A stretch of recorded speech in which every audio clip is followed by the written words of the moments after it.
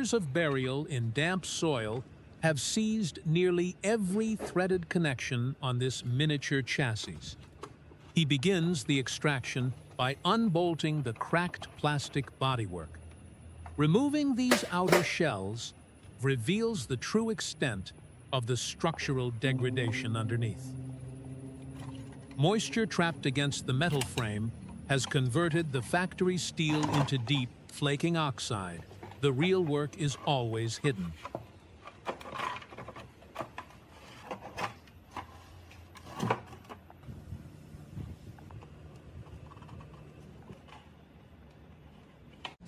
Rubber grips harden and shrink over time, gripping the handlebars like an adhesive.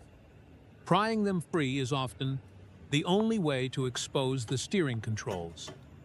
Down at the rear hub, surface rust on the sprocket requires aggressive abrasion. A wire brush cuts through the loose oxidation, clearing the thread paths and exposed metal. Removing the rear wheel isolates the drivetrain, allowing him to evaluate the components for salvage. Every assembly must be detached and assessed.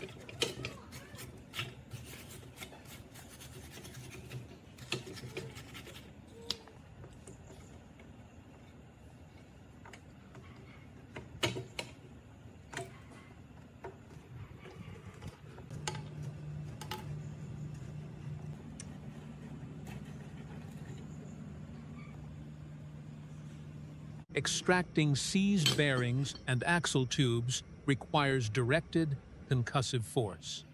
He uses a drift punch to drive the central sleeve out from the wheel hub. The impact breaks the static friction of rust holding the sleeve hostage. Separating the decayed tire from the rim is a matter of mechanical leverage. A pry bar forces the stiff rubber bead over the metal retaining lip. Old rubber becomes brittle and porous over decades, losing all its elasticity. Pulling the tube clear allows the metal rim to be inspected for pitting and warping. The separation is complete.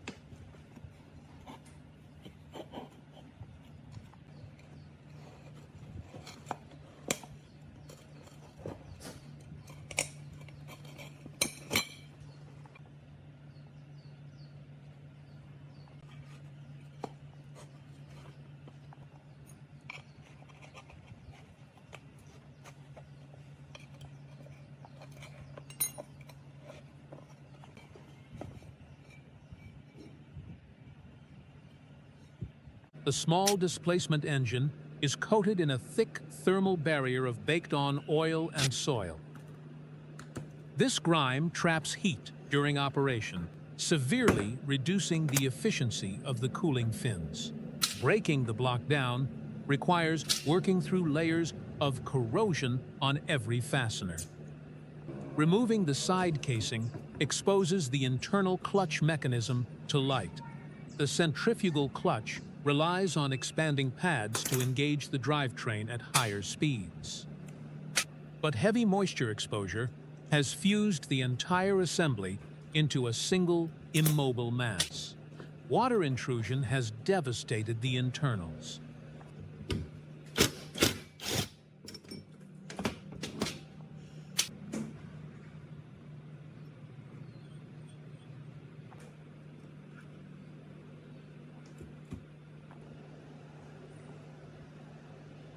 The pull-start housing is mechanically married to the engine block by galvanic corrosion.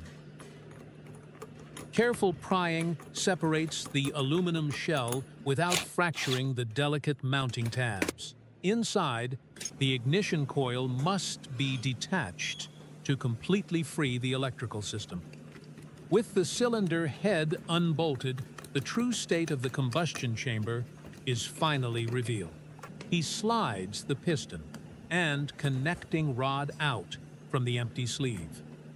The heavy carbon scoring across the piston skirt indicates thousands of high-temperature cycles. Hardened carbon buildup restricts the rings from expanding properly against the cylinder wall.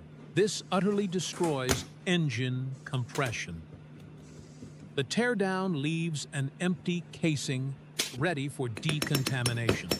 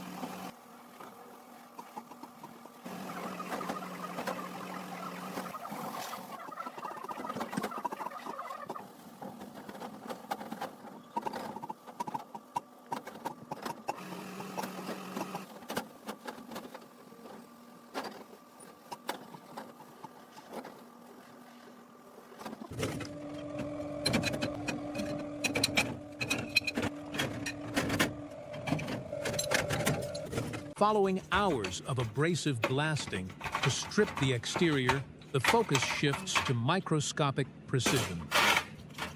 The carburetor is the respiratory system of the engine. It relies on incredibly fine internal passages to perfectly atomize fuel. He submerges the complex housing in a chemical solvent, dissolving varnished residues. Old gasoline degrades over time into a sticky lacquer that chokes the pilot jets. A pressurized aerosol spray flushes these internal galleries. This forces dissolved blockages out through the tiny metering orifices. Even a single grain of sand left inside can completely disrupt the fuel-to-air ratio.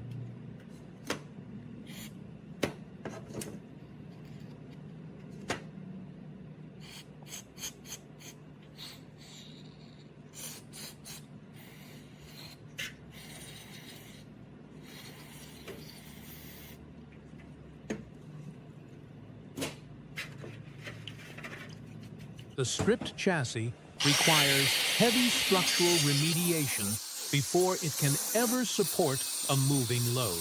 He begins by locating the exact mounting coordinates for a new support bracket along the main spine. Welding on thin tubular steel demands extremely careful heat management. The goal is deep penetration without burning straight through the wall.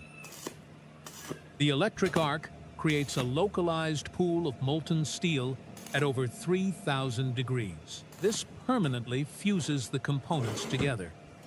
The raw weld bead is structurally sound but physically obstructive for final assembly. An abrasive angle grinder strips away the excess filler material. This creates a seamless transition that primer and paint can eventually adhere to evenly. For additional torsional rigidity, he positions a flat steel reinforcement gusset across a known stress point. Striking it with a heavy hammer ensures the plate sits completely flush against the rounded tube. Bridging wider structural gaps sometimes requires feeding dual welding rods into the puddle simultaneously. This rapidly deposits enough filler metal to span the void without overheating the base steel. The grinder returns to refine the geometry, leaving behind a reinforced skeleton.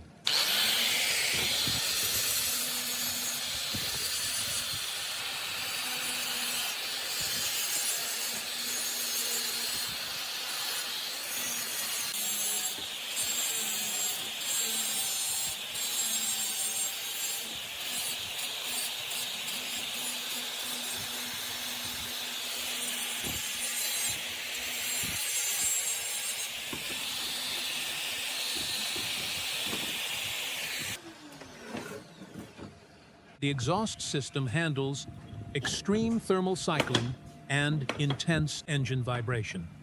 This makes its mounting hardware absolutely critical. He anchors a new support bracket directly to the curved exhaust pipe. The intense heat of the arc causes the thin-walled pipe to expand rapidly. This requires quick, precise adjustments with pliers before the molten pool solidifies and locks the geometry. A misaligned exhaust pipe puts immense shear stress on the engine mounting studs over time. He secures the final bracket assembly with a tension clamp. This guarantees it will mount perfectly to the newly modified frame. Moving to a thicker junction of the exhaust header, the welding intensity increases dramatically. The blinding white-hot flare indicates a much higher electrical amperage setting. This is necessary to penetrate the heavy steel block. Fusing these joints completely airtight is essential for performance. Even a microscopic pinhole leak will ruin the engine's back pressure and reduce horsepower. The abrasive disc levels the heavy weld down to a flush, smooth surface. The pipe is unified.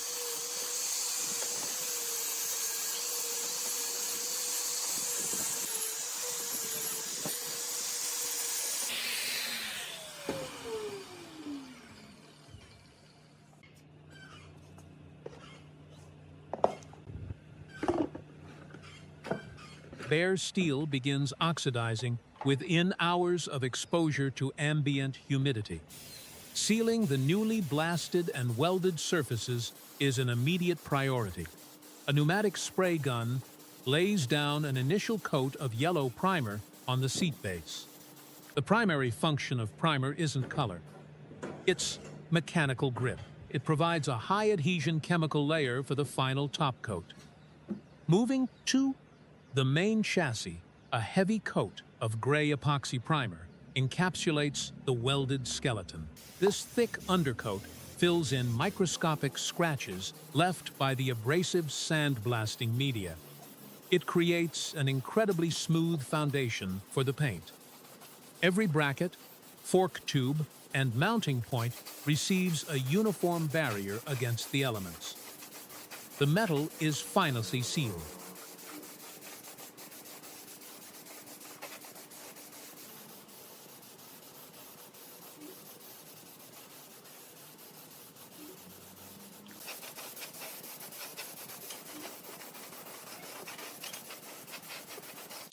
With the primer cured, the aesthetic transformation begins.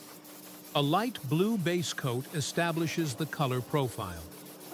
Building depth requires multiple, even passes, allowing the atomized paint to flash off slightly between layers. Overlapping strokes ensure a deep, saturated gloss finish without heavy runs or sagging.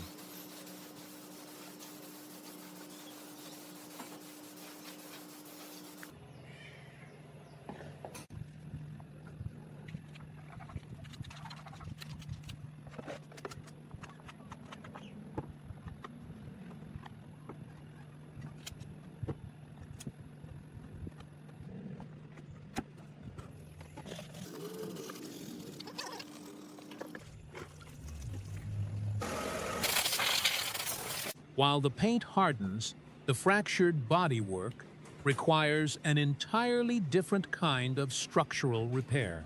Conventional chemical adhesives simply cannot withstand the flexing and high-frequency vibration of a motorcycle fairing.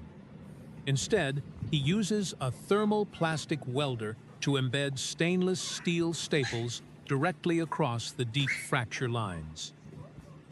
The heated prongs melt the surrounding polymer, allowing the wavy metal bridge to sink deep into the substrate. Once cooled, the plastic locks rigidly around the wire, creating a high-tensile reinforcement grid.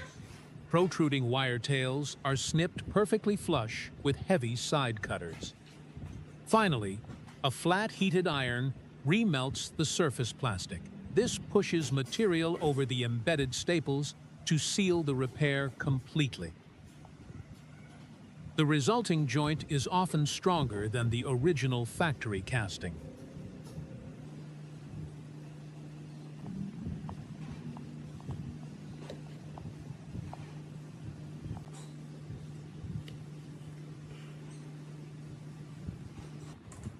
The engine block mating surfaces must be flawlessly flat to maintain internal compression and prevent oil leaks.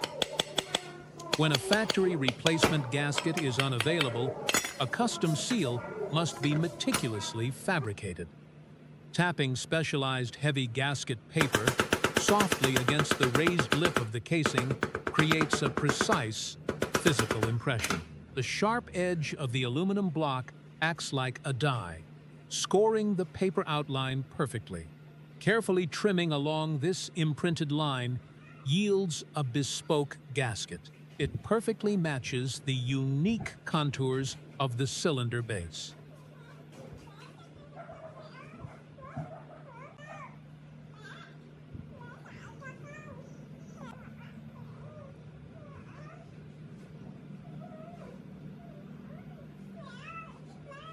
The freshly cut paper gasket aligns flawlessly over the threaded mounting posts. Before the crankcase can be permanently sealed, brand new main bearings are pressed firmly into the aluminum housing. These hardened steel bearings will support the entire rotational force of the crankshaft, spinning at thousands of revolutions per minute. They must seat perfectly flush to prevent destructive binding or rapid wear. A continuous bead of liquid silicone sealant is then applied along the mating perimeter. This elastomeric compound cures into a highly flexible rubber barrier. It fills any microscopic imperfections in the metal surface that the paper gasket alone might miss. When the two casing halves are finally bolted together, the sealant compresses, forming an impenetrable bond. The heart of the miniature engine is now fully enclosed. It seals out atmospheric dirt and locks in vital crankcase pressure.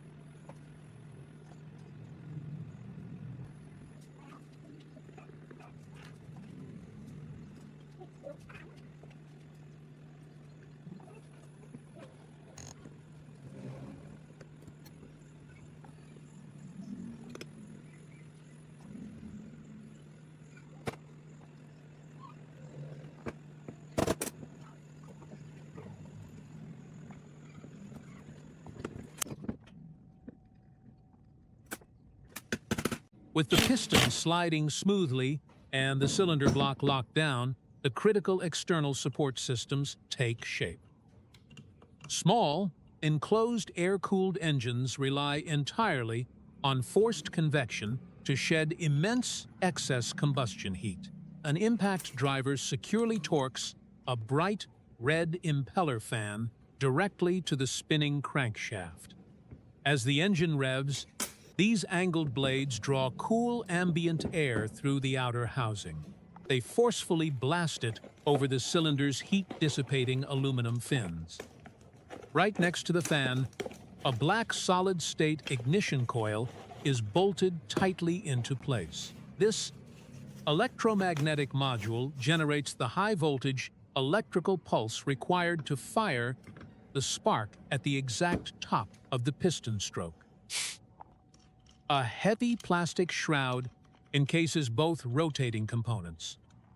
This purposefully directs the internal airflow while housing the manual pull-start mechanism. Threading a fresh spark plug into the cylinder head permanently closes the combustion chamber.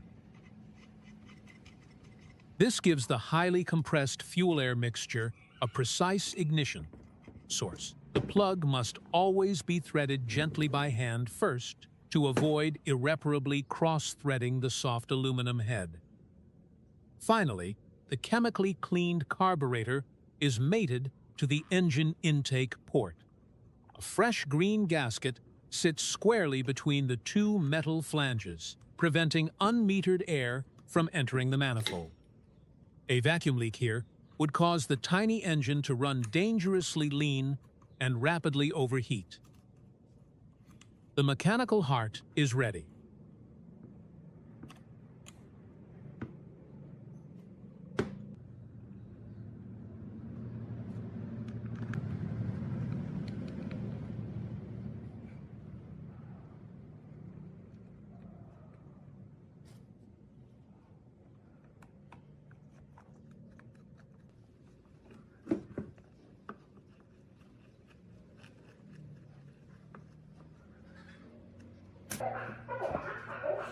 The rolling chassis starts with fresh rubber.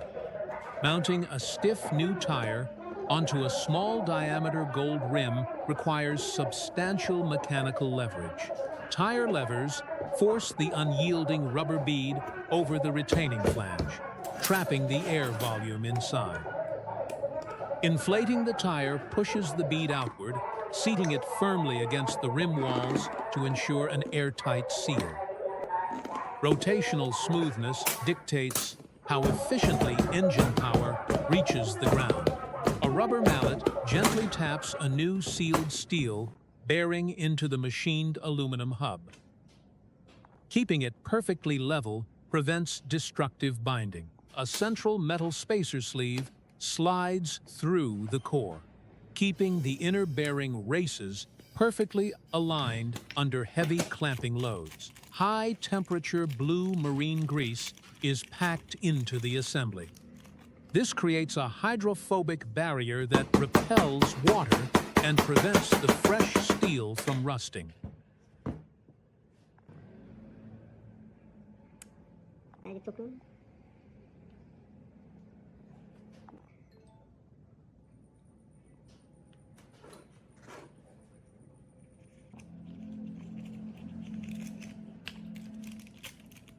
Stopping power relies on absolute concentricity. The silver brake disc must be centered perfectly on the wheel hub before the final fasteners are tightened. Any lateral runout or slight wobble in the spinning disc will cause severe pulsing in the brake lever. This dramatically reduces braking efficiency. A hex key locks the high-tensile steel bolts down in a strict star pattern. This alternating tightening sequence evenly distributes the massive clamping force across the soft aluminum hub. It prevents the thin metal disc from warping under uneven torque. The connection between the heavy wheel mass and the primary braking friction surface is now completely rigid.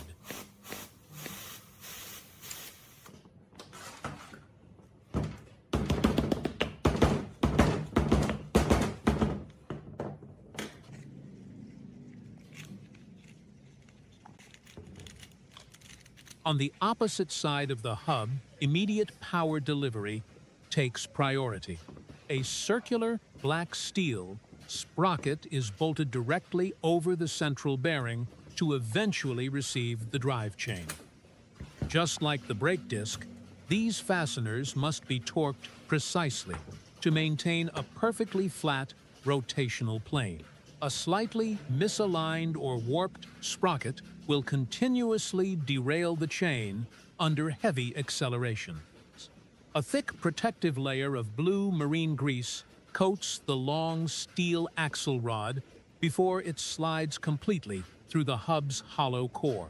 This heavy lubrication ensures the steel axle will not cold weld itself to the internal aluminum spacer sleeves.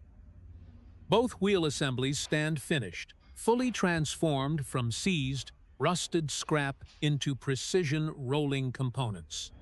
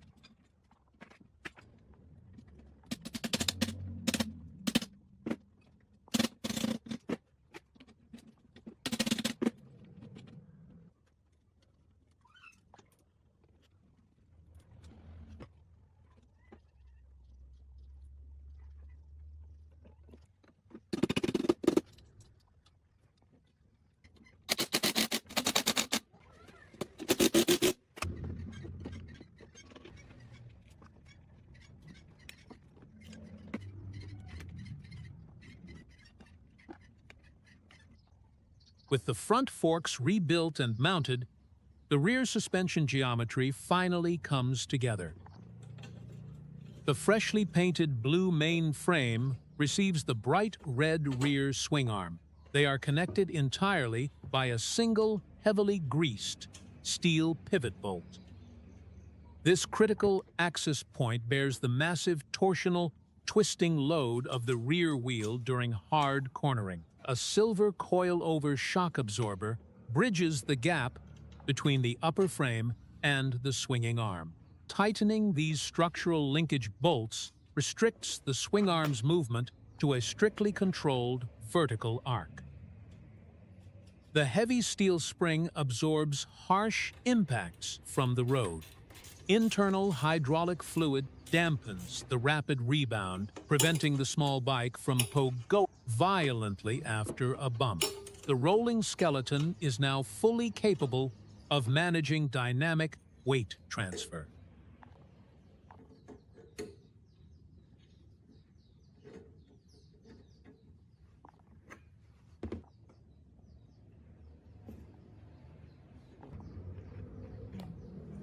The gold-rimmed rear wheel slides cleanly into the machined dropouts of the red swing arm.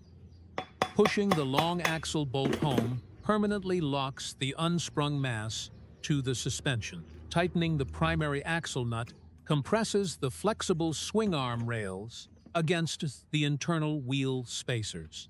This creates a single, incredibly rigid structural block. A small red hydraulic brake caliper drops smoothly over the rear disc.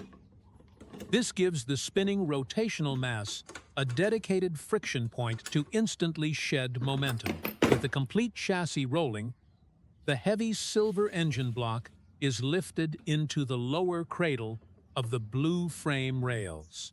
Heavy steel bolts thread directly through the aluminum engine cases and into the welded chassis mounts. Torquing these fasteners down tightly ties the high-frequency vibration of the motor into the static mass of the entire bike. The powertrain and the frame act as one continuous machine.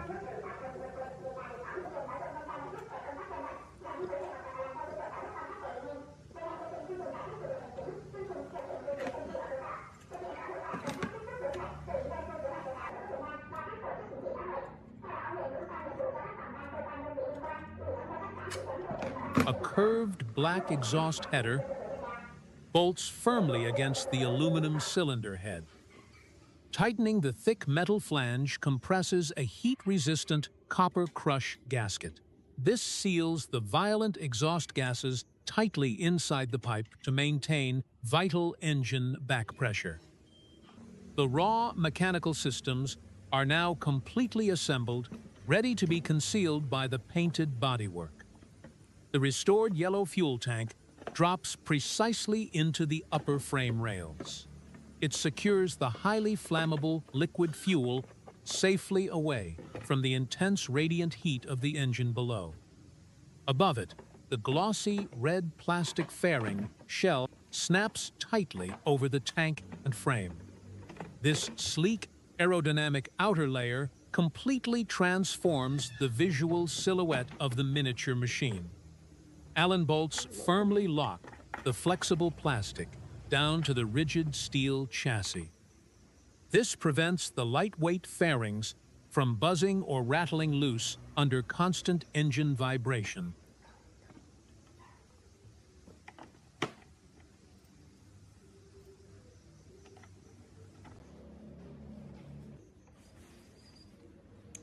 The final mechanical link in the drivetrain is the heavy steel roller chain. Looping it over both sprockets permanently connects the rotational output of the engine to the rear wheel. A loose chain will slap violently against the frame and easily jump off the teeth under hard acceleration. By physically pulling the rear wheel backward, he dials in the exact required tension. A properly adjusted chain has just enough slack to accommodate the vertical travel of the rear suspension without binding. A protective metal guard plate bolts over the top run of the chain. This prevents loose debris from being dragged into the incredibly dangerous spinning pinch point.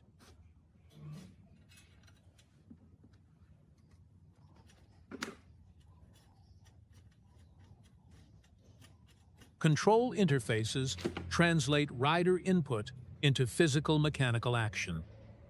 A black plastic brake lever clamps securely onto the steel handlebar tube. Routing the inner steel braided cable through this pivot mechanism creates a simple but highly effective lever. Pulling the handle drastically multiplies the gripping force of the human hand.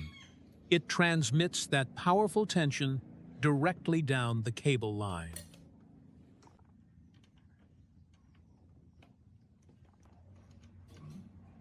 Small functional details bring the cockpit to life. A silver warning bell is secured near the left grip, adding a touch of classic utility to the racing aesthetics. The thick black brake cable must be routed smoothly down the front forks without any sharp bends. A kinked cable creates internal friction against its outer housing, making the brakes feel spongy and unpredictable. He feeds the exposed steel wire straight through the linkage arm on the red front brake caliper. An Allen key cranks the locking nut down, securely trapping the braided wire under immense pressure. Now, squeezing the handlebar lever physically pulls the caliper arms together. This forces the abrasive friction pads tightly against the spinning silver disc. The physical control loop is complete and ready to stop the machine safely.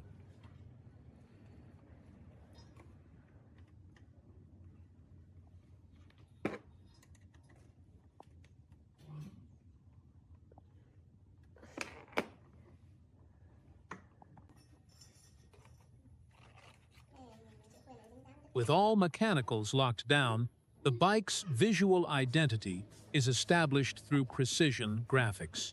Decals turn a generic painted shell into a recognizable racing replica. He uses a dotted paper template to perfectly register the heavy vinyl graphic against the complex, highly curved surface of the fuel tank. Laying down large adhesive decals over aggressive compound curves requires extreme patience. The goal is to avoid trapping permanent air bubbles under the thick vinyl. A razor-sharp utility knife traces the hard geometric edges of the plastic bodywork, severing the excess material. This meticulous trimming process ensures the vinyl looks like custom factory paint rather than a glued-on afterthought.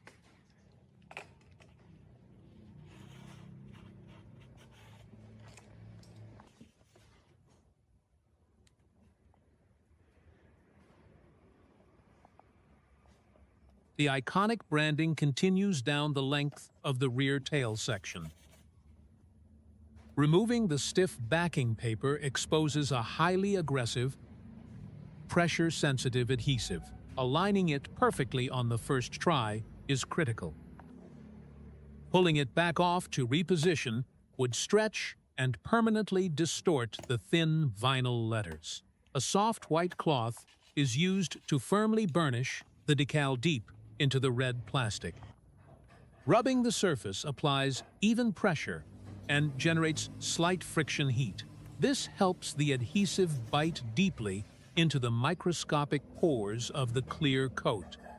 Peeling away the final protective film layer reveals a flawless, high-gloss finish. The stark contrast between the bright racing logos and the deep red paint completes the aggressive track aesthetic.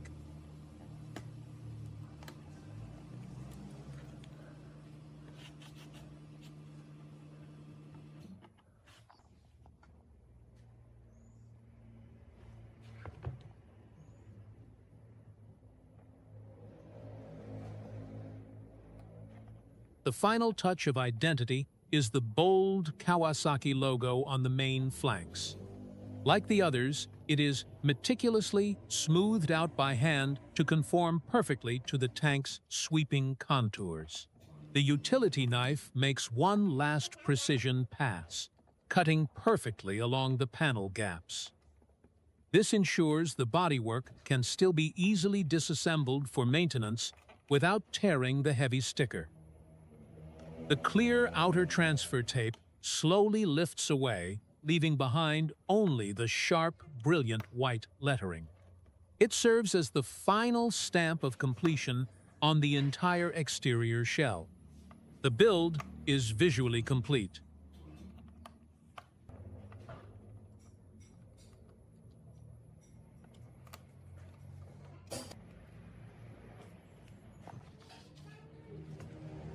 After weeks of intense chemical stripping, heavy structural welding, and meticulous reassembly, the miniature racing replica sits in pristine condition. But a mechanical vehicle is never meant to be a static sculpture. Its true worth is only proven in loud, violent motion. Bringing the engine back to life requires introducing the volatile liquid fuel system. He carefully measures raw gasoline and specialized two-stroke oil into a precise mixing container. These tiny two-stroke engines completely lack a dedicated internal oil sump. They rely entirely on this vital pre-mixed oil, suspended invisibly in the fuel vapor, to lubricate the sliding piston rings as it burns. A red funnel safely guides this combustible ratio down into the small translucent plastic reservoir. Tightening the black cap completely seals the fuel system, ensuring proper flow down to the tiny carburetor. Before dropping the motorcycle off its elevated service stand, a quick rotation of the gold rear wheel confirms the final checklist. The steel chain is tensioned smoothly. The hydraulic brakes are entirely free of drag, and the sprockets are perfectly aligned. The mechanical systems are fully primed, soaked in fresh lubricants, and absolutely ready to ignite. The total transformation from a buried, rusted relic hinges on this moment.